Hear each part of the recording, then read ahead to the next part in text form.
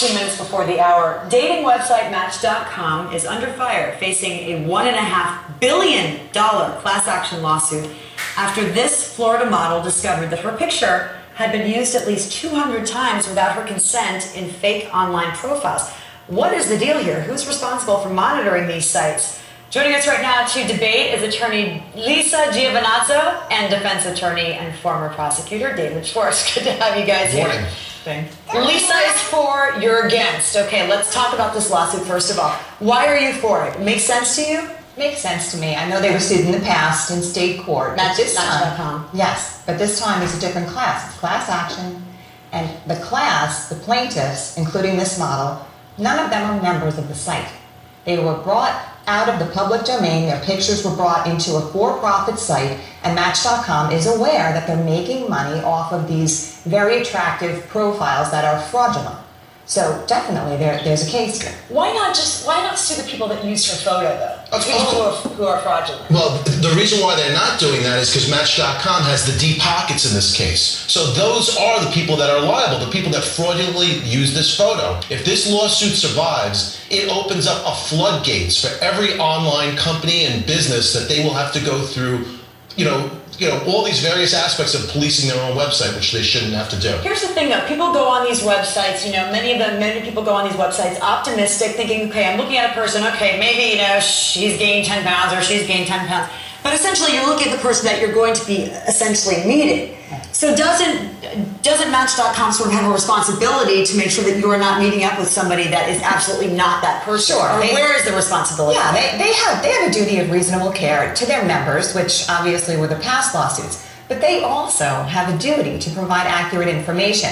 And it's not a question that there are fraudulent profiles. The question is, Match.com is aware of them. This woman's profiles, she had 200 photos repeatedly put on this site.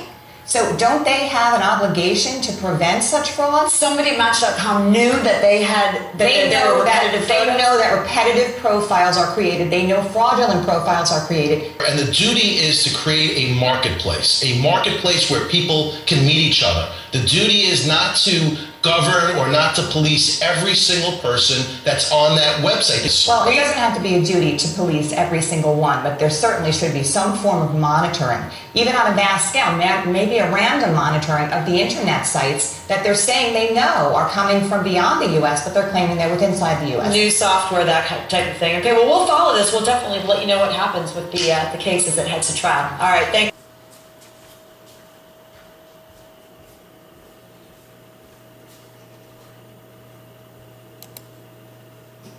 Match.com isn't only a place where you can find your future other half, apparently you can also find yourself. Miami-based model Yuliana is something of a celebrity around town. She can't go a day without somebody stopping her and saying that they've seen her profile on Match.com. Well, it appears as if Avalos has over 200 profiles on the dating website, but in reality, she isn't even a user. According to the New York Post, the model and an unspecified group of plaintiffs are taking legal action against Interactive Corp, the parent company of Match.com. Avalos' lawyers claim that phony accounts are easily preventable and the dating site should block international users from creating domestic accounts. Such measures could prevent scams where people send money overseas. Back in 2010, Al Shirelli, a 70-year-old New York resident, reportedly kept sending money to a person using Avalos' image until he went broke and ultimately committed suicide. The Match.com rep told the Huffington Post, quote, "The real scam here is this meritless lawsuit, which is filled with outlandish conspiracy theories and clumsy fabrications in lieu of actual factual or legal basis. We're confident that our legal system is as adept as we are at detecting scammers and will dismiss this case in short order." Well, the pending lawsuit seeks $1 billion in punitive damages and $500 million in compensation damages for non-members whose images were used without their consent.